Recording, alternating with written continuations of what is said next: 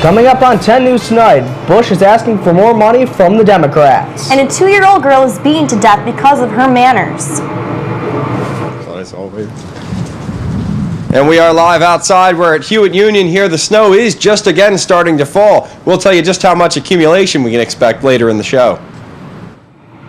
And tonight in sports, police have no suspects in the murder of Sean Taylor, and Phil Jackson extends his contract with the Lakers.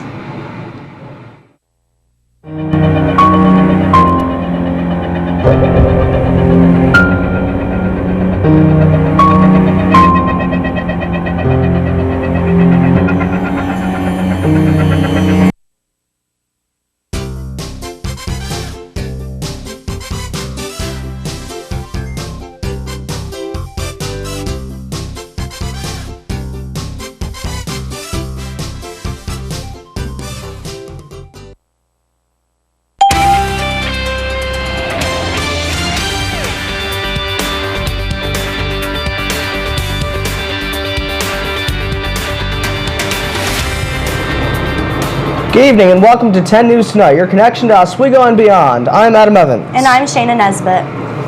President Bush is calling on Democrats to approve money to fund the Iraq war before Christmas holiday. Bush is requesting $196 billion towards the war, but Democrats plan to wait until the next year to spend the money. President Bush's reasoning for the amount is that it will help the military's job to protect the country. Bush says the American people expect to work together in supporting our troops. Pentagon officials are beginning to say that the military will have to take drastic steps if they don't see the money soon. And a British teacher is spending 15 days behind bars due to a religious insult. 54-year-old Gillian Gibbons is found guilty by a Sudanese court after she allowed a classroom teddy bear to be named Muhammad. According to the British Foreign Office, the name was part of the school project. The office also added that under the Article 125 of Sudan's constitution that is against the law to insult religion and incite hatred. Gibbons is not happy with the verdict, and her lawyer says that she will most likely try again. A 2-year-old girl is dead after her stepfather presumably beat her to death for not saying please and yes sir. The body, which was thought to be that of a girl, has been found in Galveston Bay, Texas area. Kimberly Dawn Trenner and the child's mother, and Royce Clyde Ziegler II, the stepfather of the child, were both arrested last Saturday. According to Trenner's statement, the girl was beaten with leather belts, her head held underwater, and then she was thrown across the room. Both Trenner and Ziegler remain in jail on charges of injury to the child and tampering with evidence. And now, first look at the weather. Well, we've had some interesting weather out here, of course, today. Everyone's watching closely, watching that lake effect snow make its way in. Let's get right down to it. Let's take a look at the regional New York State radar. We can see on that radar the lake effect bands are making their way across Lake Ontario from the west to the east. Typical fashion here. Now, we're going to expect those bands to continue throughout the night, and they are, of course, all snow at this point. No more rain, all lake effect snow. Let's move in a little bit closer and take a look at that band. As we move in closer, you can see Central Oswego County is seeing the worst of it right now. Here in Oswego, on the lake shore, we're only getting a couple flurries out here, but again, expect that band to intensify. And as we move throughout the rest of the evening, let's take a look at where we expect that band to be. Basically, a straight across from the west to the east orientation of that lake effect snow band throughout the overnight hours and into tomorrow early morning. Now, as we look at tomorrow a.m., that lake effect snow band will actually make its way more to the north and start to affect northern parts of Watertown and that area in the North Country. Now, looking at the afternoon, we go into a multi-band scenario with a northwest flow, but looking at your total accumulations through the entire event, we're looking at basically 4 to 8 inches here in Oswego. But again, we'll have more coming up later in the show with your full forecast. For now, back to you guys in the studio. University news. The Glass Coffin, an original play by SUNY Oswego professor Mark Cole, will premiere in Oswego's Waterman Theater on Sunday, December 2nd at 3 p.m. According to Cole, the play is based on two sources. One is of an old Oswego legend from the year 1900, and the other dwells on a grim fairy tale. Tickets for this one-day-only show are $5, $3 for seniors, and $2 for SUNY Oswego students. To purchase tickets, you can go to Tyler Hall box office on campus, or you can email tickets at oswego.edu. And December graduates will have a new place to celebrate their most important day as a student here at SUNY Oswego, their graduation day. Graduation day ceremonies have been moved from Laker Hall Gymnasium to the Campus Center and will begin at 10 a.m.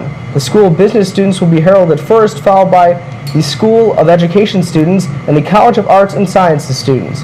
The reception will be held after the graduation ceremony in the Campus Center Food and Activity Center. Thanks, Adam. And here are some of the top stories around Central New York. There have been 2 serious rollover crashes within the last 2 days in this area. The first in Onondaga County on Wednesday. Onondaga Sheriff's deputies say that the man whose car rolled over several times in the crash has died. 76-year-old Harold Brunette of Watson Road was heading west on West Taft Road in the town of Clay when his car went off the road and into a ditch. His 2003 Kia kept moving up and out of the ditch and into the intersection of Bear Road, then rolled over several times. Burnett was thrown from the vehicle, landing 20 feet away. He was rushed to University Hospital where he was pronounced dead. Police say that the crash is now under investigation and that a medical condition may have been a factor. Now, the second crash was in Oswego County where 2 men were sent to the hospital after a car crash early Thursday morning. The crash happened on Route 37 in Hastings a little before 3 a.m. Oswego County Sheriff's deputies say that the car rolled over multiple times, throwing the passenger, 29-year-old Luke A. Requier of Central Square, into a field 50 feet away from the car. The driver, 30-year-old Eric M. Gladell of West Monroe, will be charged with driving while intoxicated and failure to keep right. Both men were taken to University Hospital, and there's no word yet on their condition. Coming up after the break, we'll have a look at your main forecast. We'll be right back here on WTOP 10 News Tonight.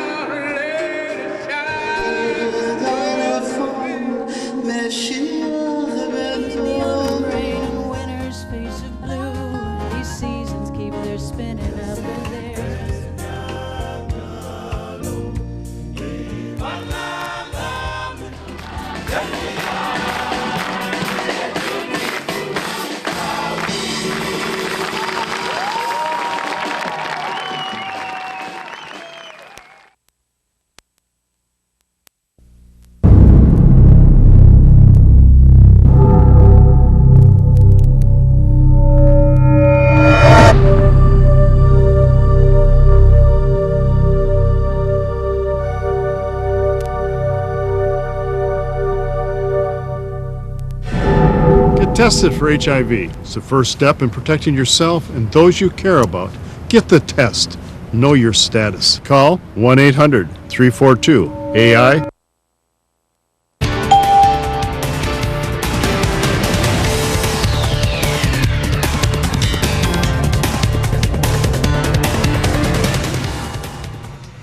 Oh, the life of a weatherman. Just outside, now back inside, warming up just a little bit. But let's take a look. Again, let's get right down to it and take a look at that regional radar picture.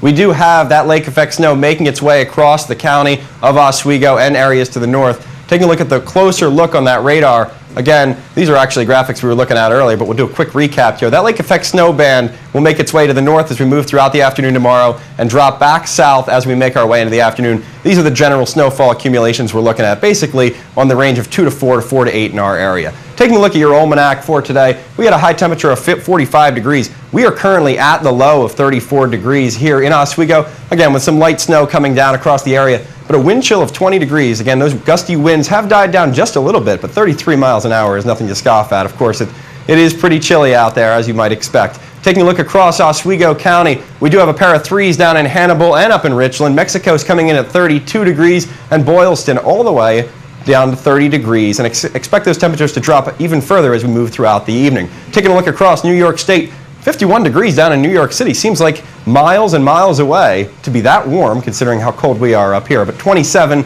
in Jamestown, certainly cooling off to our west, and expect again those temperatures to cool off as we move throughout the rest of the evening and into tomorrow morning.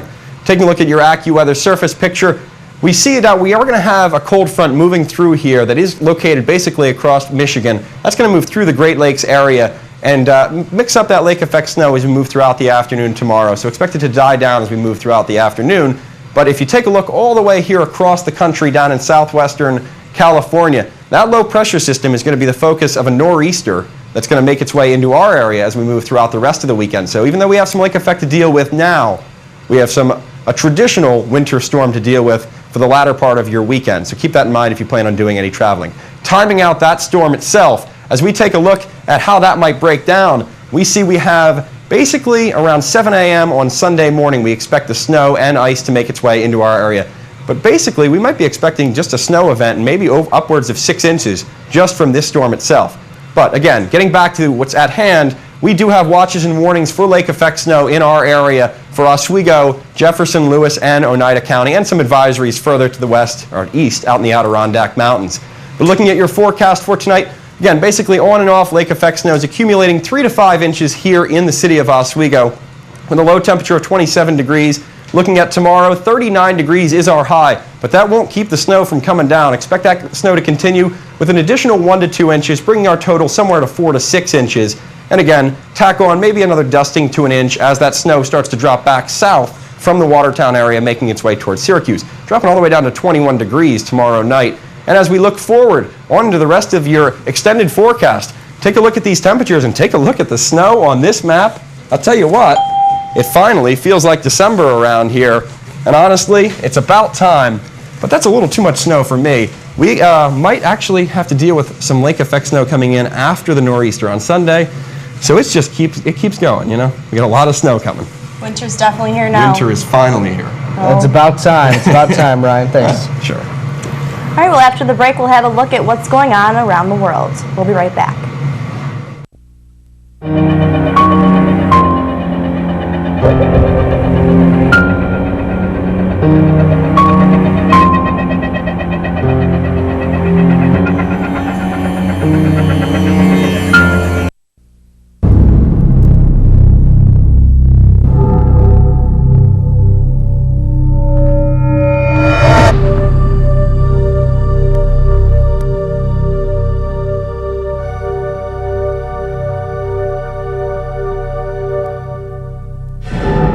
Tested for HIV. It's the first step in protecting yourself and those you care about.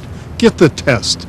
Know your status. Call 1-800-342-AIDS.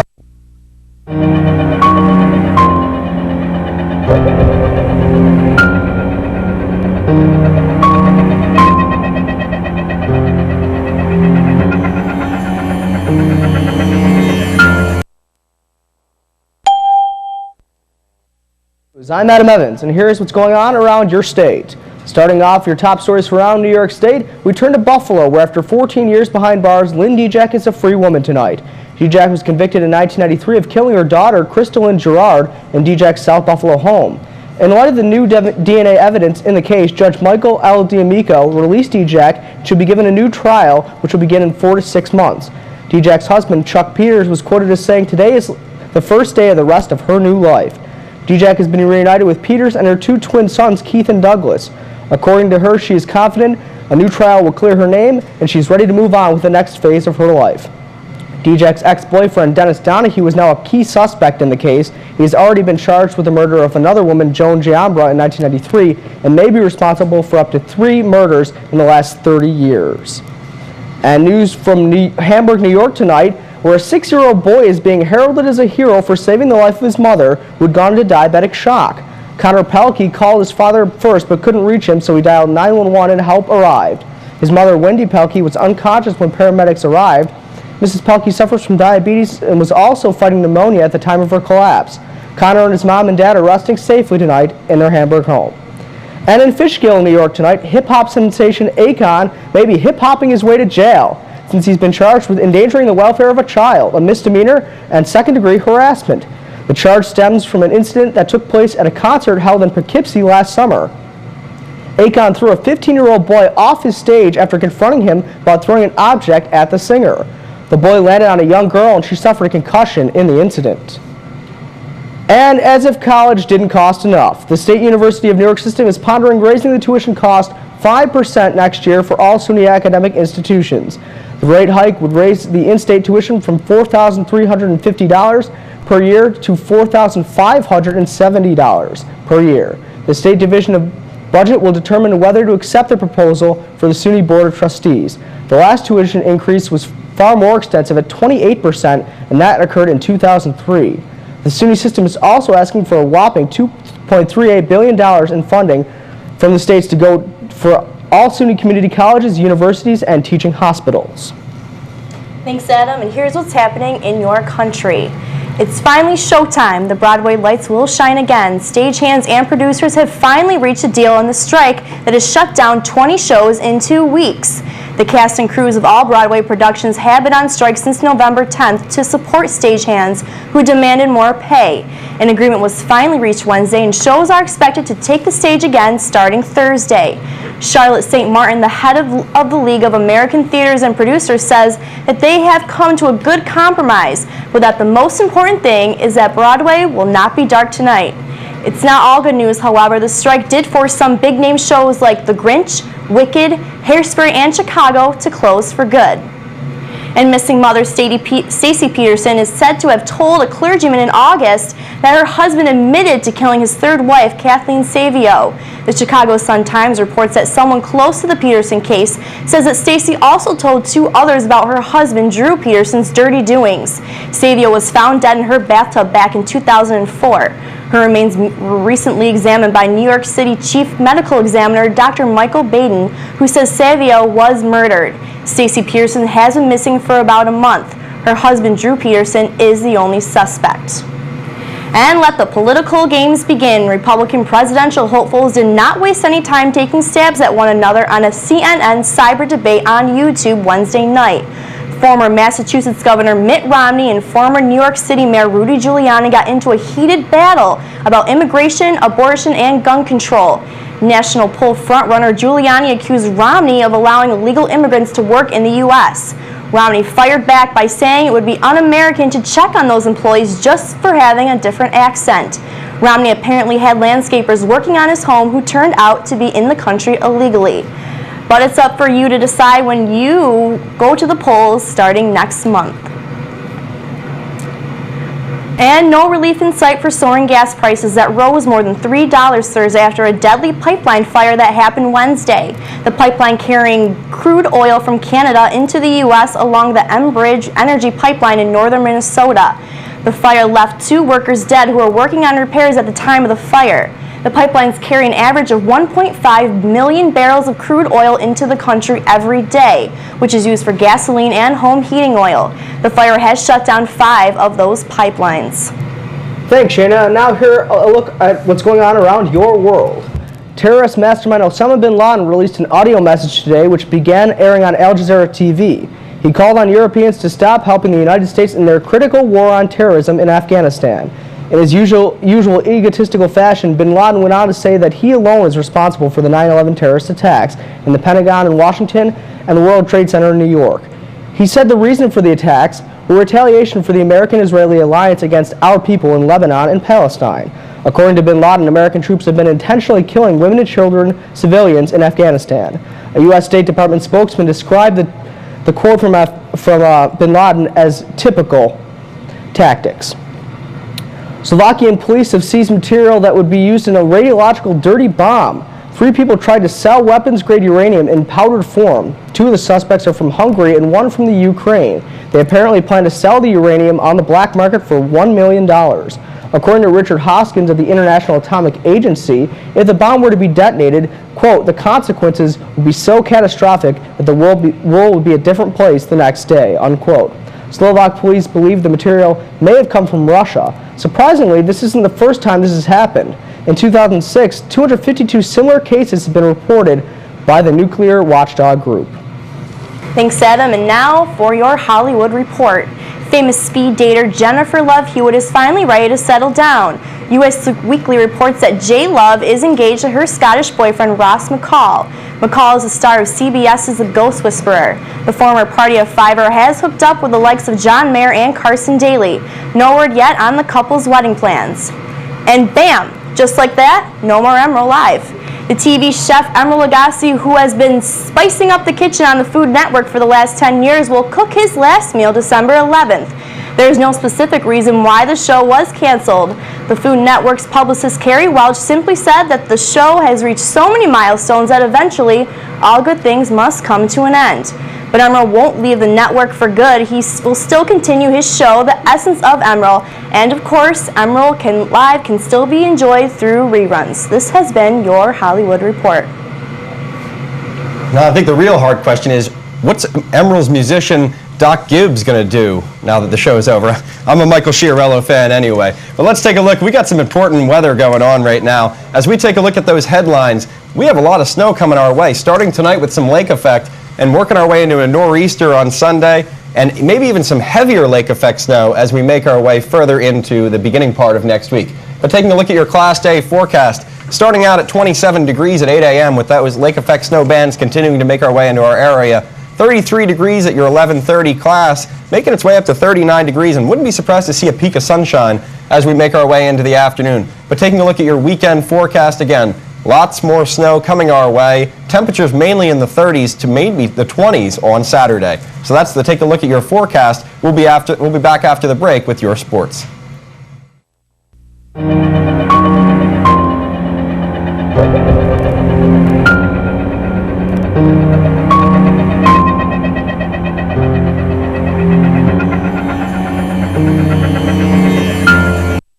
Hey, what's up? We're Hawthorne Heights, and you're watching WTOP 10, your television.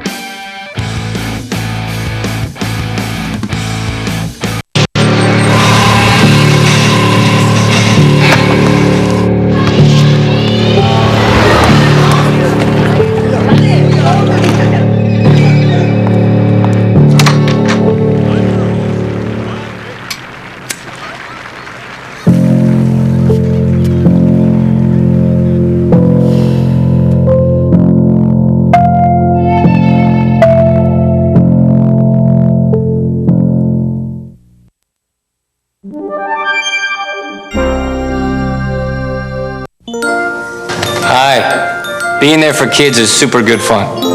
All it takes is a little know-how. Curiosity.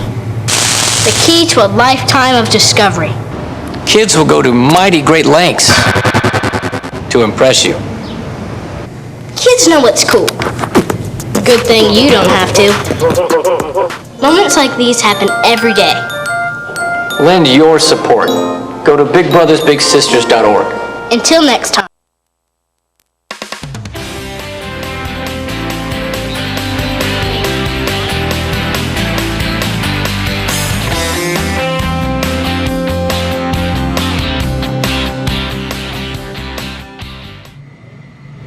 Good evening, Oswego. This is Jamie Mitchell with tonight's sport update. We begin tonight with the National Football League, and police have announced that they suspect the fatal shooting of Washington Redskins safety Sean Taylor was a random burglary, with no indications the player was targeted or knew his assailant.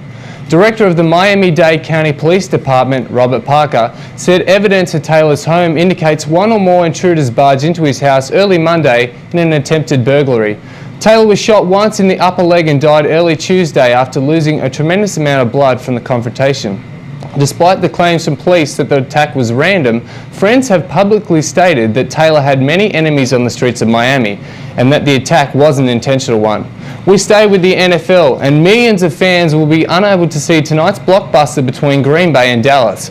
Both teams are 10-1 this season, and the winner will be in the driver's seat for a home field advantage in the NFC playoffs. But the game will be available to less than 40% of TV homes. Only subscribers to the NFL Network will be able to access the game. And finally tonight to NBA, and Los Angeles Lakers coach Phil Jackson has agreed to terms to a 2-year contract extension worth about $24 million, putting him under contract through to the 2009-2010 season. A Lakers spokesman confirmed the agreement with Jackson, and a formal contract will be discussed on Thursday. The 62-year-old Jackson signed a 5-year, $30 million contract with the Lakers in June 1999 and coached them to 3 championships before they lost to the San Antonio Spurs in the Western Conference semifinals in 2003 and were beaten by Detroit in the NBA Finals in 2004. Jackson and the team parted ways in June 2004 as he took a year off before signing a 3-year, $30 million contract, the richest deal for an NBA coach in 2005. In other news tonight, Cleveland Cavaliers forward LeBron James has sprained his left index finger. He's a day-to-day prospect after he injured himself in the second quarter of Wednesday's 109-74 loss to Detroit. James underwent an MRI at Toronto, which confirmed the sprain, and a decision will be made before Friday's game against the Raptors, whether he will play. That's all we have for sports tonight. We'll be back with more news after the break.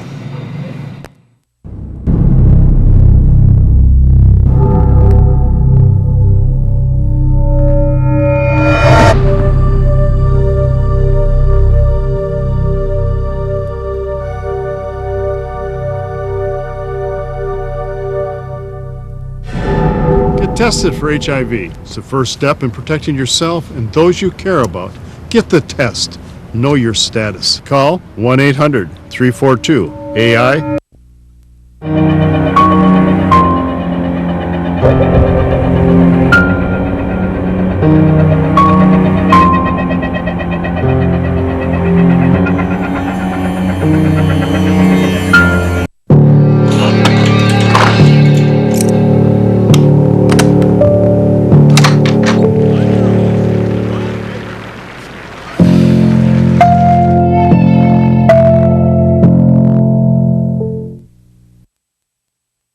And now, here's Priya Ramanjan with tonight's report.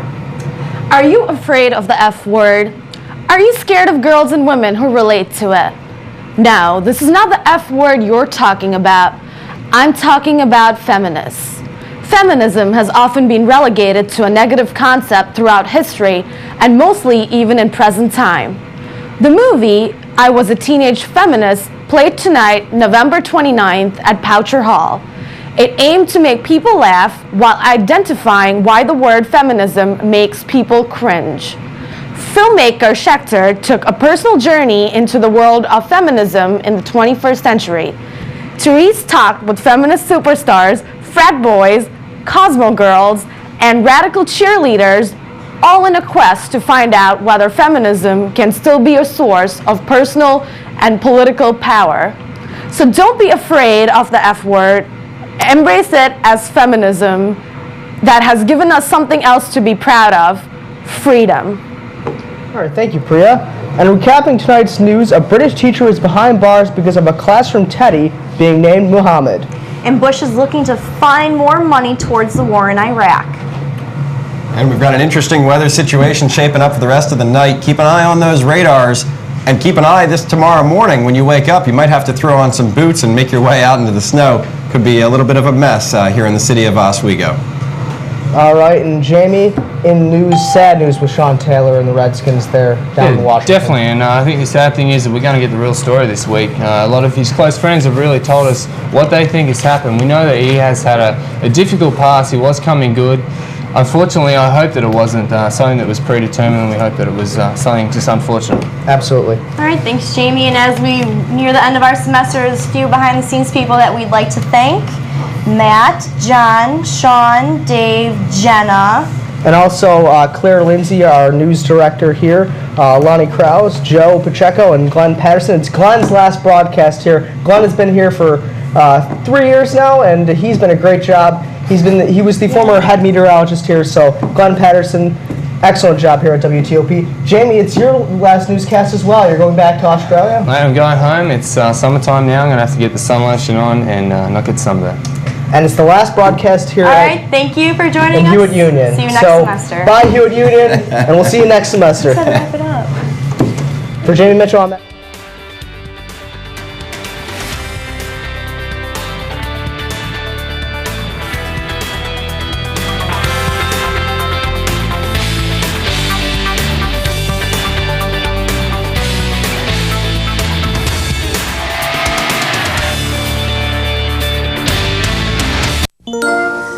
Hi. Being there for kids.